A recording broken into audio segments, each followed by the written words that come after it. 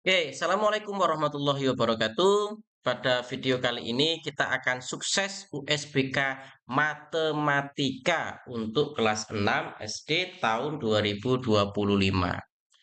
Simak baik-baik sampai akhir supaya nilai matematika kalian bisa mendapat nilai maksimal. Awali dulu dengan bismillah. Bismillahirrahmanirrahim. Yang pertama, kita belajar menentukan nilai tempat bilangan cacah. Nilai tempat itu ialah memahami nilai tempat setiap angka dalam bilangan hingga 1 juta. Satuan, puluhan, ratusan, ribuan, puluhan ribuan, bahkan ada ratus ribuan. Contoh, bilangan 324.569. Cara membacanya, angka 3 adalah ratus ribuan. Angka 2 adalah puluh ribuan. Angka 4 ini adalah tempatnya ribuan. 5 ratusan, 6 tempatnya puluhan, dan 9 tempatnya satuan. Sehingga kita membacanya 324.569. Sekali lagi, 324.569. Berikutnya, mari kita perhatikan gambar-gambar uang yang ada di hadapan kita ini. Kalian pasti sangat familiar ini, karena ini adalah uang jajan kalian. Ada yang 1.000, ada 2.000, ya, ada 5.000, ada 10.000, 20.000, 50.000, dan 100.000. Nah, untuk penulisan mata uang atau yang menyebutkan angka rupiah, itu cara penulisannya 1.000,00. Ada imbuhan koma dan 00 di belakangnya untuk setiap bilangan mata uang. Jadi kalau 2.000 maka 2.000,00 dan seterusnya, ya. Kemudian jika uangnya berkelompok, maka kita menentukan nilai kelompok seluruh uang yang kita miliki di dalam dompet kita. Ada 1.000, ada 2.000, ada 5.000, 10.000, 20.000, 50.000, dan ada 100.000. Maka untuk menjumlahkannya, kita mengurutkan dari yang paling besar. Contohnya, dalam uang yang kita miliki ini, yang pertama kita tulis adalah yang 100.000, kemudian 50.000, 20.000, 10.000, 5.000, 2.000, 1.000. Jadi mulai dari yang paling besar hingga yang paling kecil, sehingga kita temukan jumlah uang kita adalah 188.000 rupiah. Ingat, ditambahi koma dan 00 di belakangnya. Contoh untuk penggunaan mata uang dalam kehidupan sehari-hari. Bapak punya 2 kue, yaitu kue talam dan kue roti. Kue talam harganya 1.500. Kue wajib yang talam ini 1.500. Kalau roti harganya 2.000. Nah, Ani membeli wajib 5 potong dan roti 4 potong. Maka cara menghitungnya adalah wajib 5 potong berarti 1.500 tambah 1.500 tambah 1.500 tambah 1.500 tambah 1.500. 1.500-nya 5 kali sesuai jumlah kue talam yang dibeli. Kemudian rotinya, dia membeli 4 roti, maka 2.000 tambah 2.000 tambah 2.000 tambah 2.000. Jadi untuk roti 2000-nya dikalikan 4 sehingga jumlahnya 8000. Jadi Ani harus membayar uang 8000 ditambah 7500 sehingga jumlahnya adalah 15.500. Nah, kalau kalian membeli permen yang harganya satu misalnya 500, maka silakan kalian kalikan berapa permen yang kalian beli sesuai dengan harga. Berikutnya, penjumlahan dan pengurangan. Operasi hitung campuran adalah operasi hitung yang melibatkan lebih dari satu perhitungan yang berbeda. Misalnya, operasi penjumlahan dengan perkalian, pengurangan dengan pembagian, dan lain sebagainya. Ada aturan dalam operasi hitung campuran. Aturannya adalah untuk mengerjakan operasi hitung campuran, kita harus memahami aturan penyelesaiannya. Adapun aturan-aturannya sebagai berikut. Yang pertama, operasi hitung yang ada di dalam tanda kurung dikerjakan terlebih dahulu. Jika ada yang di dalam kurung, maka hitunglah terlebih dahulu. Operasi perkalian dan pembagian memiliki tingkat lebih tinggi dari operasi penjumlahan dan pengurangan. Jadi, jika terdapat soal operasi penjumlahan, pengurangan, perkalian, dan pembagian secara acak, maka kerjakanlah yang perkalian dan pembagian terlebih dahulu. Operasi perkalian dan pembagian memiliki tingkat yang sama, maka dikerjakan secara berurutan mulai dari kiri, ya. Kalau penjumlahannya hanya terdiri dari penambahan dan pengurangan, maka dikerjakan urut dari kiri, ya. Operasi penjumlahan dan pengurangan memiliki tingkat yang sama, maka dikerjakan secara berurutan mulai dari kiri. Pokoknya kalau perkalian itu setara dengan pembagian, kalau penjumlahan setara dengan pengurangan. Maka harus diingat-ingat. Contoh,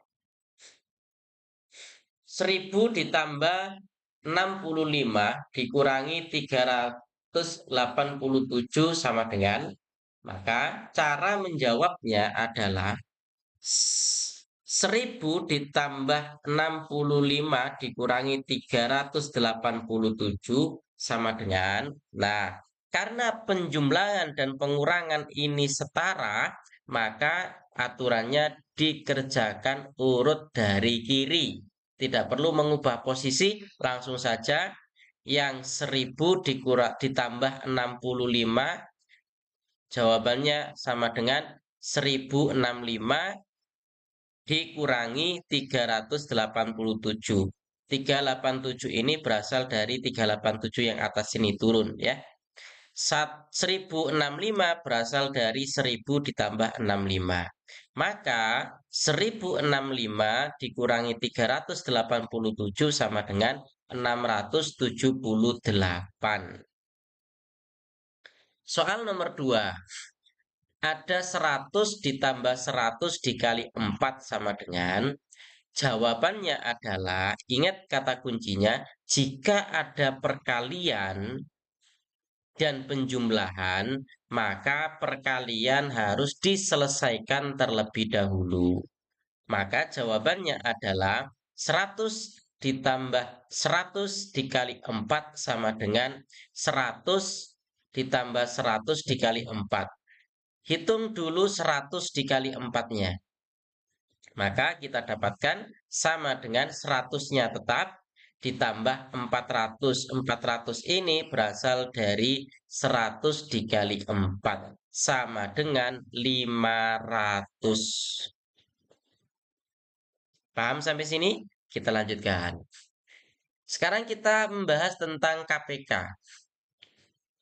Kelipatan persekutuan terkecil adalah kelipatan terkecil dari dua bilangan atau lebih. Untuk menentukan KPK dari beberapa bilangan bisa dilakukan dengan beberapa cara. Sebagai berikut. Yang pertama, Tuliskan bilangan-bilangan yang akan dicari KPK-nya, misalnya 6 dan 8. Tuliskan kelipatan dari masing-masing bilangan secara berurutan. Kalau 6 berarti 6 kali 1 6, kali 2 12, kali 3 18, kali 4 24. Sedangkan di angka 8, 8 kali 1 8, 8 kali 2 16, 8 kali 3 24. Nah, dari deretan dua angka ini cari titik persamaannya. Maka kita mendapati KPK dari 6 dan 8 adalah di angka 24 sama. Nah, kemudian yang ketiga, pilih kelipatan yang sama dari kedua bilangan, yaitu 24. Kelipatan ini merupakan KPK dari 6 dan 8. Jadi, sekali lagi, KPK dari 6 dan 8 adalah 24. Cara di atas dapat diterapkan untuk mencari KPK lebih dari dua bilangan. Misalkan mencari KPK dari 4, 5, 6, dan 15. Maka langkahnya silakan melakukan kelipatan. 4 kali 1 dan seterusnya. 6 juga segitu dan ditemukan di angka 60, 60, 60. Pilih kelipatan yang sama dari ketiga bilangan, yaitu 60. Lakukan, ini cara yang pertama. Cara yang kedua, kita bisa menggunakan faktorisasi prima. Dan ini adalah cara yang lebih mudah. Contoh, KPK dari 12 dan 18, cara menghitungnya adalah 12 dibagi 2, 6. 6 dibagi 2, 3. Sehingga faktor dari 12 itu adalah 2 kali 2 kali 3. Atau ditulis 2 kuadrat dikali 3. Sedangkan 18 dibagi 2 itu 9. 9 dibagi 2 nggak bisa. 9 dibagi 3 sama dengan 3. Maka faktorisasi prima dari 18 adalah 2 dikali 3 dikali 3 sama dengan 2 dikali 3 kuadrat. Maka KPK dari kedua bilangan di atas, bilangan 12 dan 18 itu adalah 2 kuadrat dikali 3 kuadrat. 2 ini karena sama maka diambil mana yang besar. Ada di faktor prima 18 ada 2. Tapi di faktor primanya 12 ada 2 kuadrat. Maka ambillah 2 kuadratnya. Di faktor prima 12 ada 3. Di faktor prima dari 18 juga ada 3, tapi 3 kuadrat. Maka yang diambil juga 3 kuadratnya. Sehingga KPK-nya 2 kuadrat dari sini, 3 kuadrat dari sini, sama dengan 4 dikali 9. Sama dengan 36. Jadi KPK dari 12 dan 18 ini adalah 39. Cara mengurutkan pecahan sekarang. Menyamakan penyebut mengurutkan pembilang. Urutan pembilang sama dengan urutan pecahan. Contoh, 3/4 sama dengan 3 kali 3 dibagi 4 kali 3 sama dengan 9/12. Jadi nilai dari 9/12 ini sama dengan 3/4. 1/6 itu sama dengan 2/12. Ya, 1 kali 2, 2, 6 kali 2, 12. Jadi antara pembilang dan penyebutnya dikalikan angka yang sama atau dibagi dengan angka yang sama, maka nilainya setara. 9 lebih besar dari 8, 8 lebih besar daripada 2. Maka urutannya dari yang terbesar adalah 3/4 berbanding 2/3 berbanding 1/6. Ini untuk mengurutkan, ya, mengurutkan. Urutan pecahan urut pembilangnya. Jadi yang dilihat pembilangnya itu yang di sini ya. Ini yang diurutkan. Lihat ini. Ini. Mana yang lebih besar? Ya, bukan bawahnya tapi atasnya. Selanjutnya adalah penjumlahan dan pengurangan pecahan. Penjumlahan dan pengurangan pecahan penyebutnya harus disamakan. 5/8 dikurangi 2/8 sama dengan tambah 2 tambah 5/8 sama dengan 8/8. Penyebutnya kan sama. Maka yang dijumlahkan cukup yang ini.